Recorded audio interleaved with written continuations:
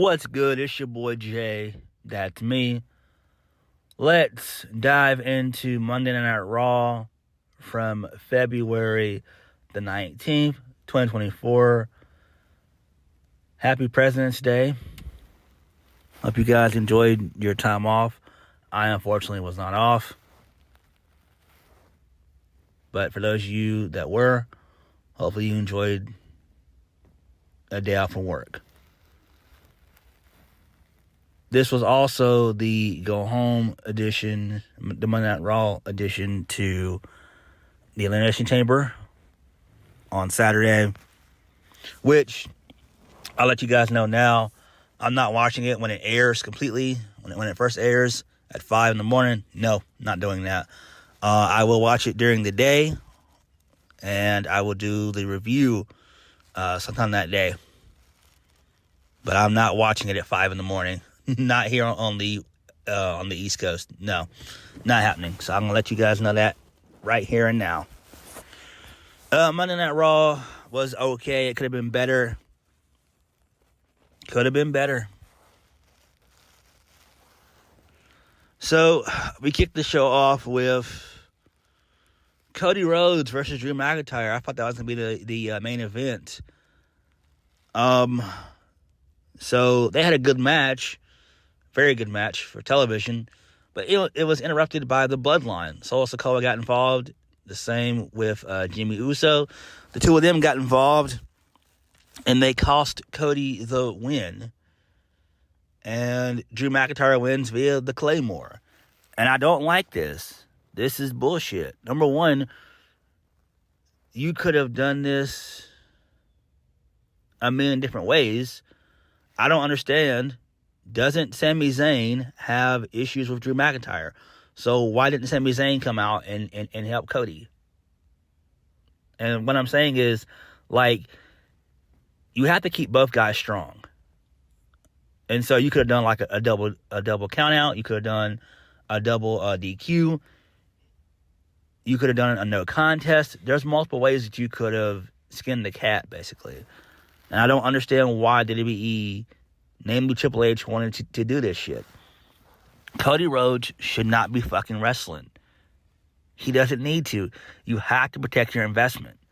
Cody has two big matches for night 1 and night 2.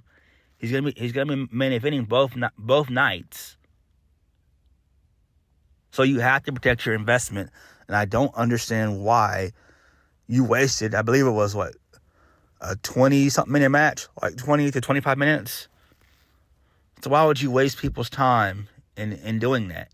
And Cody didn't need to even suffer a loss. Like, it was a waste of time. Again, Cody should not be wrestling. You can't take a chance, because if Cody's injured, you're fucked. You're totally fucked. Totally fucked. So, not a good decision on the part of Triple H. So, moving on from that, Michael Cole on commentary, he calls Drew McIntyre a hypocrite. So that was a really good thing right there. Then we get a really cool Andrade vignette. So Andrade said that he's a third-generation luchador. He never had a choice. Everyone around him, even his wife, is a wrestler. Talked about his granddad being a wrestler, and his pops and his uncle being a wrestler, as well as his wife, a.k.a. Charlotte Flair. Andrade says that he defines and controls his own destiny. His destiny is here in WWE. The era of Andrade El Idolo has begun. So I like this. Maybe we'll get another vignette for next week, and then after we've gotten 3 good vignettes, hopefully Triple H has someone in mind that Andrade can feud with, and I want to see this guy be IC champion by the summer. I think that would be great. That would be great.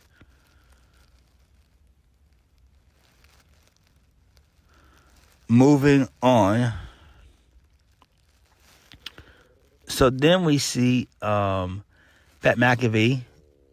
He's using a telestrator to highlight what just happened at the end of the match between Drew McIntyre and Cody Rhodes. That was pretty cool. So then we go into the WWE medical office. So Raw GM Adam Pearce, he walks in the trainer's room to check on Cody Rhodes. He's clutching at his throat. So Adam Pearce says if there's anything that he can do. Cody Rhodes says he's fine. Then Seth Rollins walks in and takes off his sunglasses. Rollins looks at Cody, and he pats him on the knee before leaving, and that's all he does. So this is fine. Again, I don't understand why you didn't have Sami Zayn and Seth Rollins come out to fight off Jimmy and Solo. Again, I don't understand it. I don't. Moving on. So, we get a video package hyping up the Women's Elimination Chamber featuring Tiffany Stratton, Becky Lynch, Naomi, Liv Morgan, and Bianca Belair. And the winner is going to have to face Rhea at WrestleMania. So, we didn't get the last chance battle royal. So, Raquel Rodriguez, she makes her return, and she actually wins the whole damn thing, which makes sense. Elektra Lopez and Stacey Ash was in this thing. Zelina Vega was in here. Chelsea Green, Mia Yim, Tegan Knox, Valhalla, Maxine Dupree, Xia Li, Candice LeRae, Isla Dawn, Alba Fire, B-Fab, Zoe Stark, and Shayna Baszler. They were all in this. Ugh. This was boring. This was lame. I didn't like it. So, thankfully, Raquel Rodriguez wins. It makes sense. She got a really good reaction, I guess because Anaheim, California has a really good Hispanic audience, or a good percentage of the audience is Hispanic. So, that's great. So, I do like that. So, she got a really good reaction. She's been gone for, I want to say, a good 3 to 4 months. I think she's been gone for, I want to say, she got injured, I want to say, was it in the fall of 2023? So, Raquel Rodriguez winning is fine. She's the last woman to enter in the Women's Elimination Chamber. So, that's cool. Moving on. So, main event Jey Uso says that he's bringing down the entire empire tonight, and he'll be the new Intercontinental Champion tonight. Yeet. So I do like that. I do like Jay's new ring attire. I really do. He's mega over with the crowd. So that's really good shit. Moving on. So, we then get a sit-down interview involving Rhea Ripley and Nia Jax. They were split screen, and they were seated in separate rooms. So Michael Cole asks Rhea if she has any butterflies heading into her home country. Rhea says this is her last chance to compete in her home country as a WWE champion. The last time she was there, it was a part of the independent scene. When she came to WWE, she was uncomfortable in her own skin. She had to remind herself who she was. She's Rhea Bloody Ripley, the most dominant woman in WWE. So then Nia Jax sarcastically says that that was cute. She's twice Rhea's size, and she has triple her talent, which is all bullshit, except for in the size department. Nia Jax is happy that this is happening in her hometown. But when she squashes Rhea again, Mommy will go home crying to her mommy. Rhea says that Nia Jax can talk all she wants and attack her from behind all she wants. When she's going to face her in Perth, when she's faced with her in Perth, Australia, letting everyone screaming mommy, she'll crumble. Nia Jax's nightmares will become a reality when she realizes she's just not good enough. Rhea says she'll see her in Perth and then leaves. And then Nia sneers into the camera. So this is fine, I guess. It's not really all that important. It is what it is. Moving on. So we see a couple of Netflix executives. They're shown on ringside, and they're mentioning that Raw is going to go to Netflix starting in January of next year. So that's cool. Who really gives a shit? Moving on. So Jackie Redmond, she narrated a video about R-Truth not being in the Judgment Day. R-Truth said when he first met them, their smiles would lit up the room. It was special. Like the first time when John Cena tried on jean pants. jean shorts. Jackie Redmond asked how much of this is R-Truth blames on Damian Priest. R-Truth says that Priest broke his heart. He said that he hasn't cried this much since the season finale of This Is Us. Jackie Redmond asked if he can ever let anyone in again. After going through all this, R-Truth says he has new friends. The Heartbreak Kid, Shawn Michaels, Johnny Gargano, and the cerebral assassin Triple H, Tommaso Ciampa. R-Truth will show you can't keep Nick Mysterio locked away with no internet access. And then we also heard sappy music playing throughout the entirety of this thing. And I'm just like, what the fuck? Like, I love R-Truth. I do. R-Truth is great. He's tremendous. But when you put him with DIY, you can kindly fuck off with that shit. Kindly. Moving on.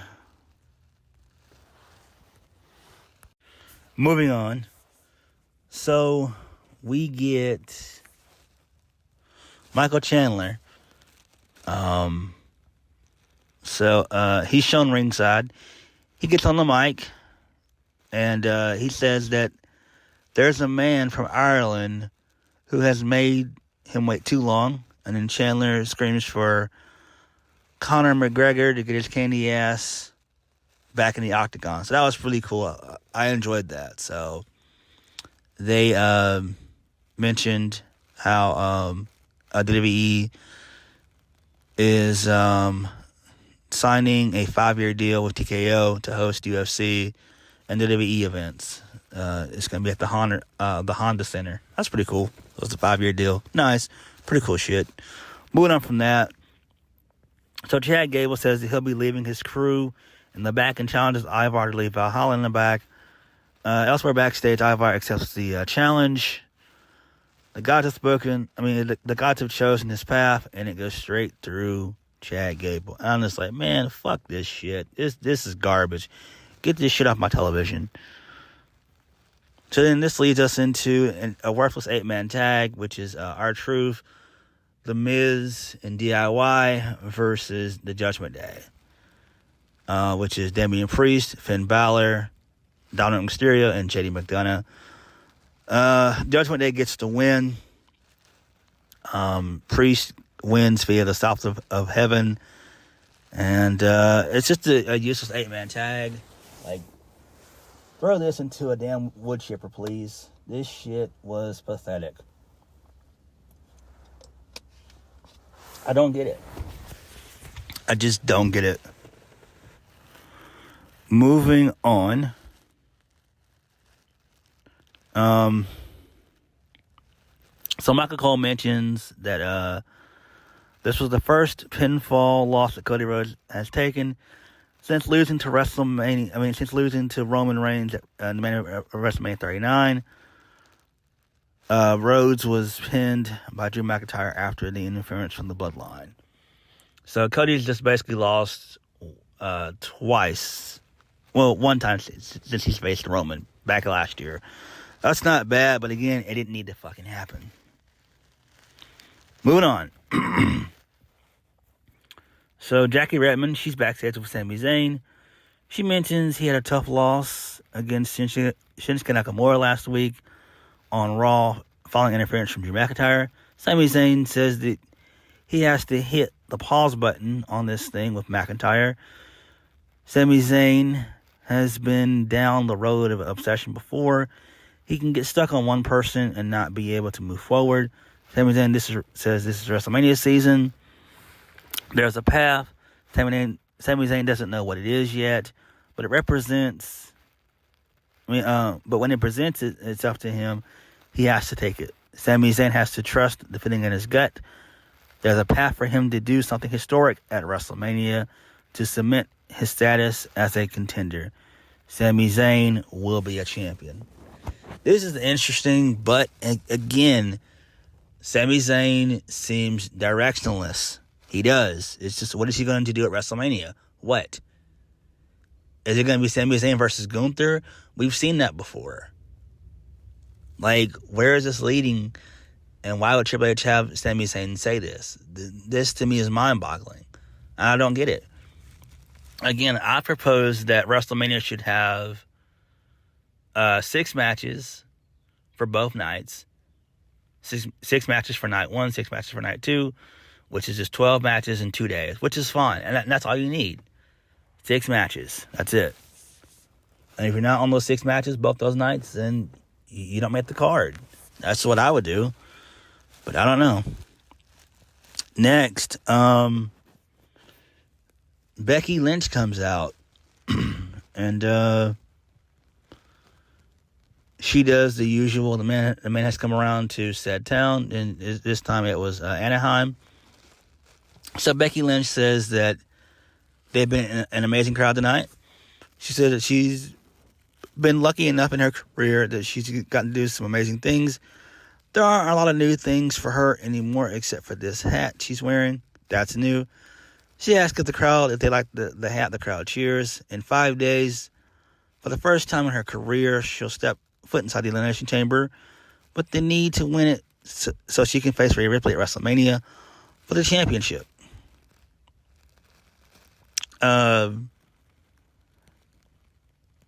Becky Lynch and Rhea Ripley have been dancing around each other for the past year.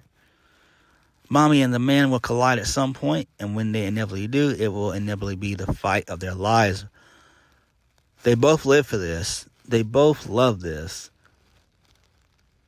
How they've been living recently has been different. For the past year, Rhea has been the talk of the town. She's been riding a wave that comes once in a lifetime. Propped up by the Judgment Day, the truth haters.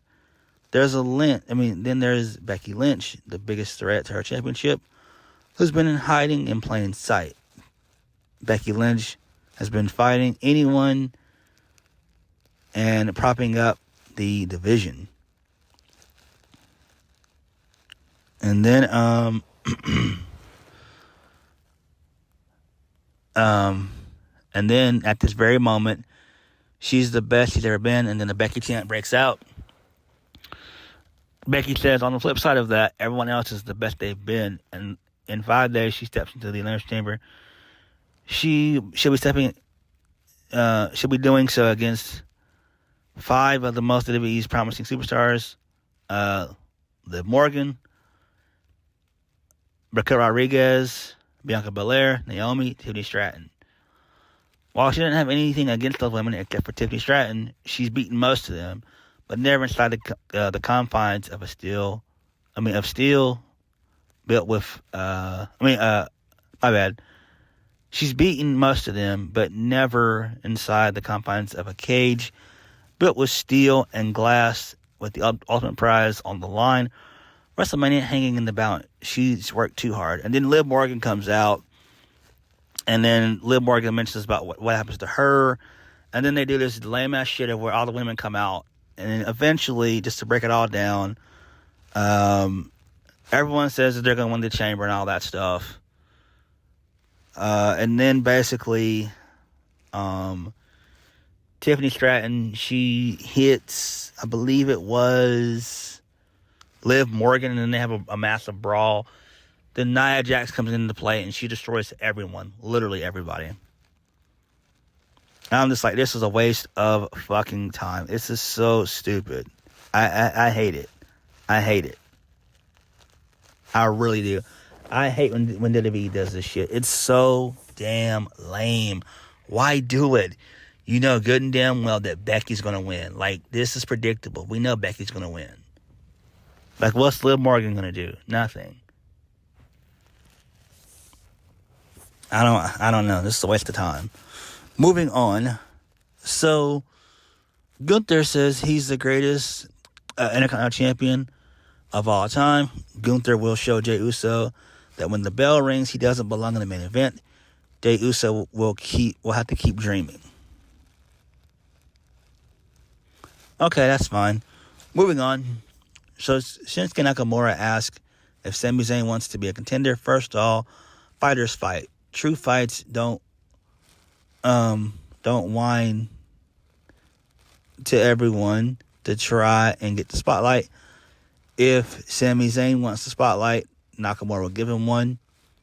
If Sami Zayn thinks he's an underdog, Nakamura will make sure he stays that way by defeating and breaking him again and dragging him to the bottom. Sami Zayn will be able to bask in everyone's sympathy. Nakamura will prove the contender is a pretender anytime, anywhere. Okay, that's fine, I guess. Moving on from that, not that Nakamura's going to be doing anything at WrestleMania. I mean, seriously, like, what's going on, you know? I feel bad for Nakamura. I feel bad. There's nowhere for him to go. He's done everything. It's just nowhere for him to go at all. And since Okada's basically going to AEW, what are you going to do with Nakamura going forward? Nobody knows. I don't know. I can't think of anything at all. Moving on. Chad Gable defeated Ivar via an ankle lock. Who gives a shit? This was a waste of time. So, Michael Cole mentions the weird time slots for the Elimination Chamber when it's going to be taking place. Again, I've already reiterated, and I'll reiterate it again. I am not watching the Elimination Chamber at 5 in the morning. I will probably watch it during the day on Saturday. It just will not be 5 a.m. Moving on. So, Jackie Redmond, she has a backstage interview with Drew McIntyre. Drew McIntyre mentions that Cody Rhodes has been on Run of a Lifetime. Only one person has pinned him before tonight. The second is the savior of WrestleMania. Jackie Redmond asked if the win was tainted by the Bloodline's interference. Drew McIntyre thought about attacking him, but he's heard the comments people have made about him being a hypocrite. He's okay with it. Tonight, it was Cody Rhodes. This Friday, it'll be LA Knight. And then he'll win in Australia and go on to WrestleMania to be the next World Heavyweight Champion. This was great. I love heel Drew McIntyre. Kicks major ass. Moving on. So the New Day, they're backstage. Xavier Woods says that Jey Uso will win the Intercontinental Championship tonight. Next week, it's their turn. Kofi Kingston says Imperium wanted to take his head, but they have failed. They are the industry standard when it comes to tag team wrestling. It ain't over until they say it's over. Xavier Woods says they have a surprise for Imperium. Next week, it'll be the New Day versus Imperium in a street fight. And then the New Day, they hold up kendo sticks. And I'm just like, oh my God. Oh my God, this is so fucking stupid. Fuck off with this shit. Oh my God. Fuck. Main event. Gunther versus Jey Uso. Gunther wins via a roll-up. Jey hit 5 spears in the match. Towards the end of the match, Jey was about to go for the Uso splash. Jimmy Uso rings the bell multiple times. And then he cost Jey the match. So Jey goes for the Uso splash. Gunther gets the knees up and he gets a roll-up win for the 1-2-3. And then post-match, Jimmy attacks Jey. He super kicks him in the face and he shouts, no matter how big Jey gets, he'll always be the big brother. And And so, this is the second time Jimmy has cost Jey a shot at a major, at a singles title. So it happened at SummerSlam last year. It happened during the WWE Undisputed Tag Team Championship match in October. And then it also happened on Raw. So that's fine. Again, I don't understand why they're still doing Jimmy and Jey. I just don't get it. Jimmy and Jey are not equals. They're not. They're not on par with one another. Again, it's like Jeff Hardy and Matt Hardy. They're not on par with each other. They're just not. And Jimmy's been getting Jimmy's been getting his ass kicked for months, and he's been like an afterthought. And he's done nothing. Like every time him and Solo are there, they're always getting their asses kicked. Jey, on the other hand, has been putting in work.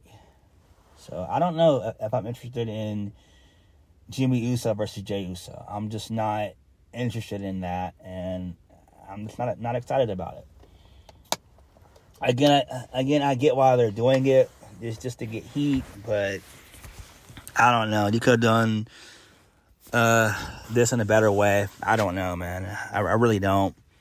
And I feel like Jimmy Uso versus Jey Uso is going to be so weak. That's just me. It's just, I don't know. It is what it is, but Monday Night Raw was okay. It could have been way better, but it is what it is. But what did you guys think? Like, comment, and subscribe. I'll catch you guys later. Peace.